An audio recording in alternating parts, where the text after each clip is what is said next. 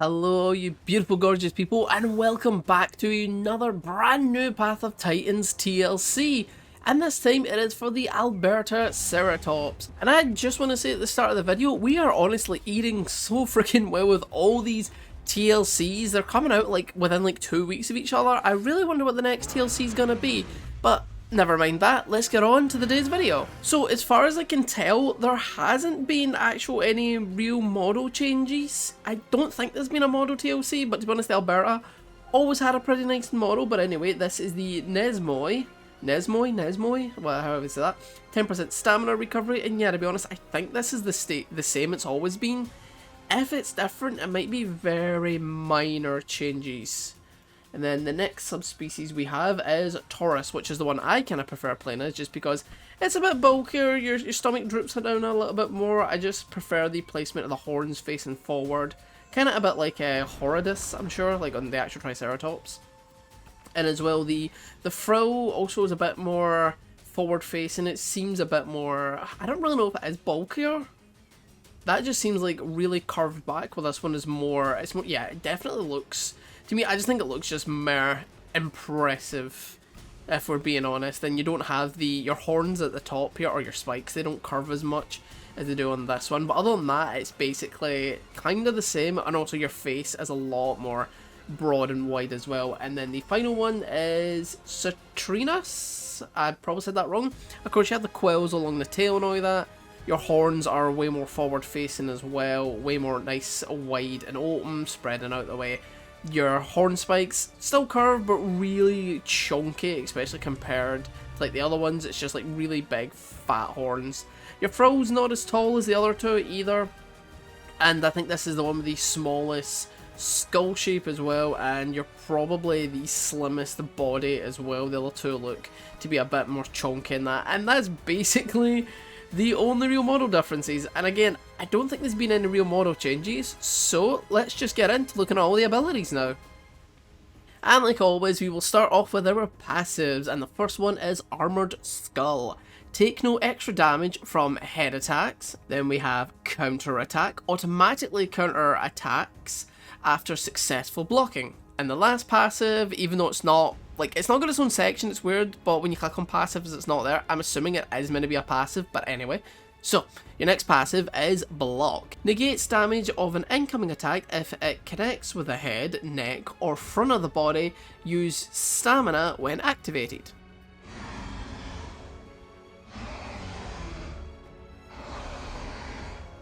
Now we're moving on to the head, and the first one is Severed Tendon. A bite attack applying the Sliced debuff. Slice reduces the movement speed of the target by 2% and stacks up to 5 times. Upon reaching 5 stacks of Slice, the target gains immunity to any additional Slice attacks for 5 minutes. Then we have Headbutt, a quick headbutt attack that causes low damage. And finally, Head Slam, a slamming headbutt attack that costs stamina and deals high damage. Moving on to the senses now, we only have 2 here. The first up is Frilled Bond.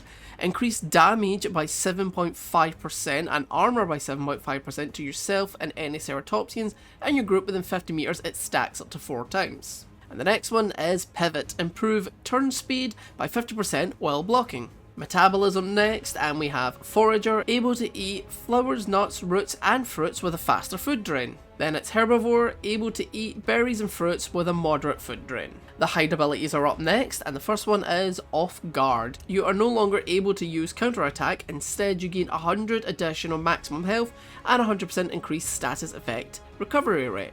Then we have Razor Crest, increase the damage of your counter attack by 50% and regain 5% of your health if counter attack strikes the target. Then it's Second Wind, gain 150 increased stamina recovery for 12 seconds after receiving a hit while blocking. And finally, Solid Throw.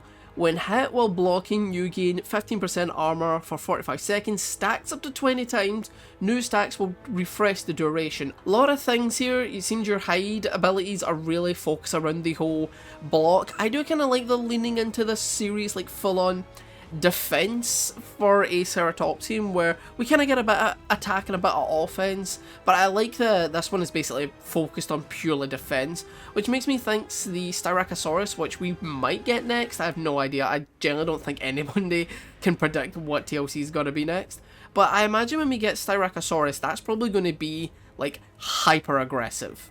Like, this Ceratopsian is focused on being tanky and defensive. The Styracosaurus, I think, is going to be speedy and like high damage. Probably like a bit of a glass cannon. I think they're going to turn Styracosaurus into that. But there is one little thing I do want to point out here, and it is with this ability, Solid Frill. So I've been looking at this, and I'm going to say most of this information is from people on Reddit. If people have done the maths correctly, and you're able to get the full 20 stacks of armor, that is 300% armor bonus that you're getting. That is the highest armor bonus any creature has in the game. And I'm pretty sure if you also stack that atop of the already existing armor that you have, I think it brings you to a full total of 400% armor rating. That is fucking insane, if you excuse my French. That is ridiculous. People were talking about how the Anno, the little Anki dude, was always way too tanky. I'm even one person that does think it is a bit overly too tanky. Realistically, it's tanky for what the creature is, but in an actual more PvP game setting, it's a bit broken. But anyway, this could be even worse. Like, this one ability, if it works the way we all think it works, this could completely break this dino and make it virtually unkillable, if it actually works the way everybody thinks it's working. Anyway, we're on to the back limbs, and the first one is Back Kick. A kick attack that causes high damage requires slow movement to use. Then we have Charge. Charge forward in a line, causing damage to anything you hit, cannot be interrupted by a knockback.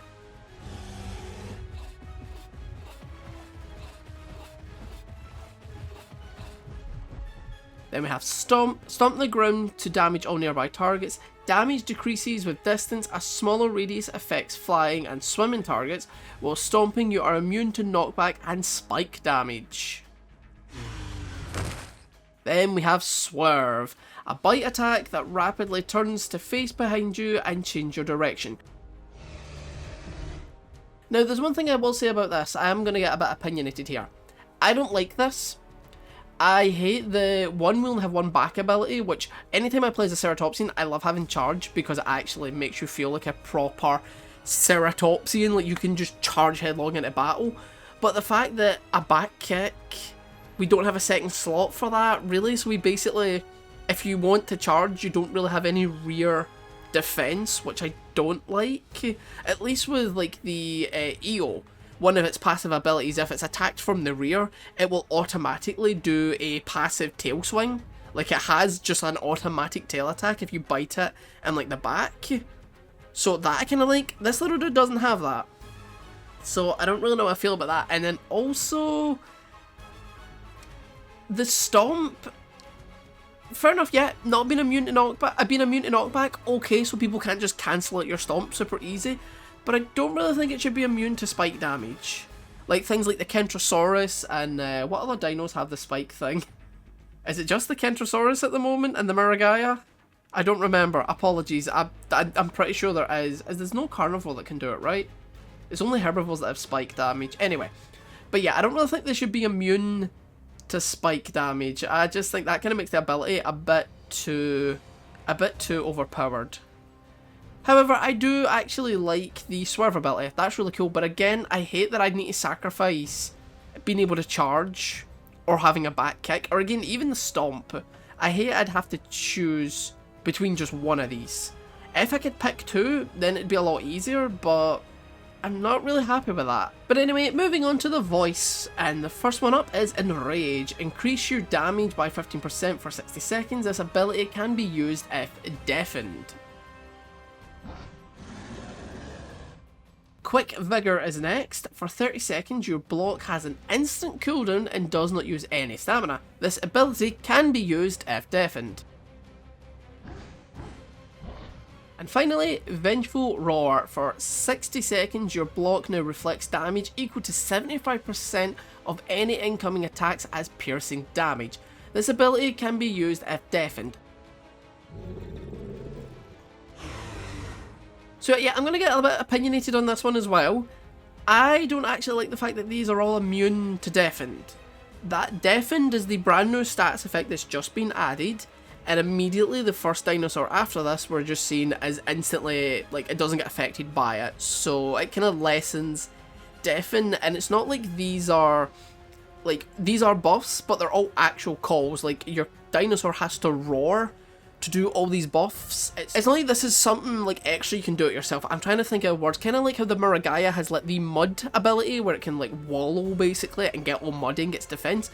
That would make sense if you couldn't do that if you were deafened. Well, these don't make sense that you can do it while deafened, and it's kind of making me a little bit worried. Is deafened going to end up becoming a herbivore exclusive ability that only affects carnivores? Because if it does, and obviously I'm being very speculative, you can shoot me down immediately and say, no, that's not going to happen, I'm completely wrong, and I hope I am wrong.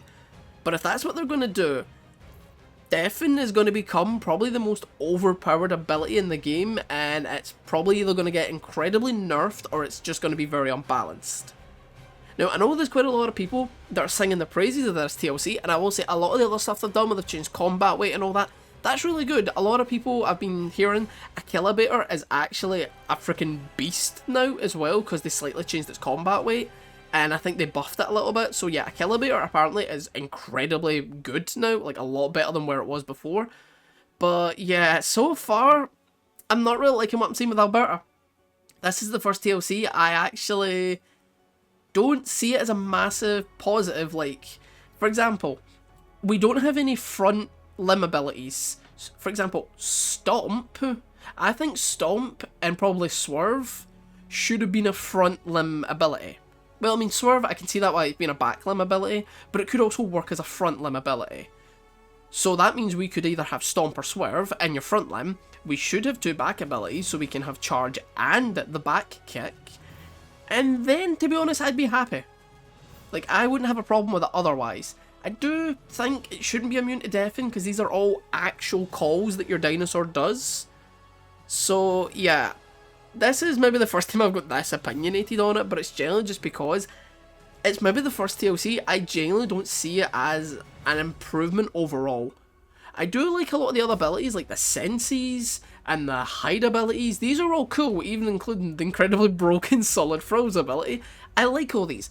I like the fact that Alberta is becoming way more of a defense style dinosaur. Like, you have to focus more on blocking and all that. You have to really play into that proper defensive herbivore playstyle. I love that, really love it. It's good that we're actually getting that instead of every herbivore being like hyper aggressive. That's just kind of my 2 cents on this, and we'll just have to see with time how these abilities will affect the game and how things might change for better or for worse. But anyway, I'm going to stop talking now, and we'll move on to showing off all the skins, then move on to the calls and animations. If you've seen my showcase videos before, you know exactly how this goes. So I'll see you all in a little bit.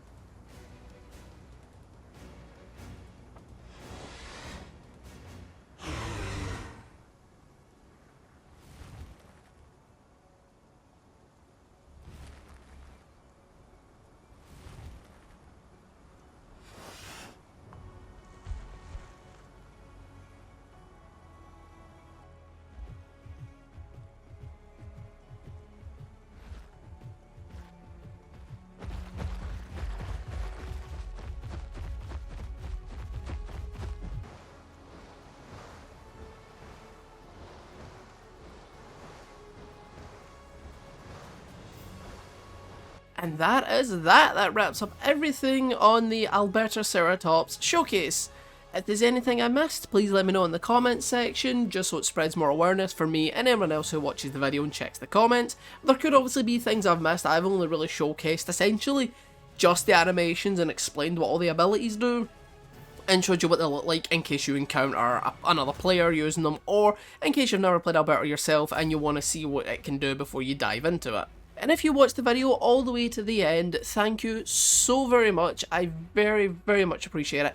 And please consider giving it a like, a subscribe, turn on the notification bell so every time there's a brand new video. I said it in my last couple of showcases, there will be more Path of Titans videos coming out, not just showcase videos. I'm actually going to do gameplay videos. I've recorded literally a full spinal growth stage on a realism server. My videos, I do plan to keep them as realism videos going forward. For anyone who's seen some of my older stuff, I'm going to kind of split it up a little bit. But yeah, there will be actual Path of Titans gameplay videos coming out, and as soon as I can get around to them, basically. I want to try and record the entire growth stage before I actually put out a video, if that makes sense. And of course, any feedback as well would be very much appreciated. Again, comment section just drives up that good old engagement, keep the algorithm happy, so then you start seeing more of my videos and my videos start doing better, because the last ones have actually did pretty well. So again, thank you all for watching. I hope you'll have a lovely, wonderful day, and I'll see you all in the next one.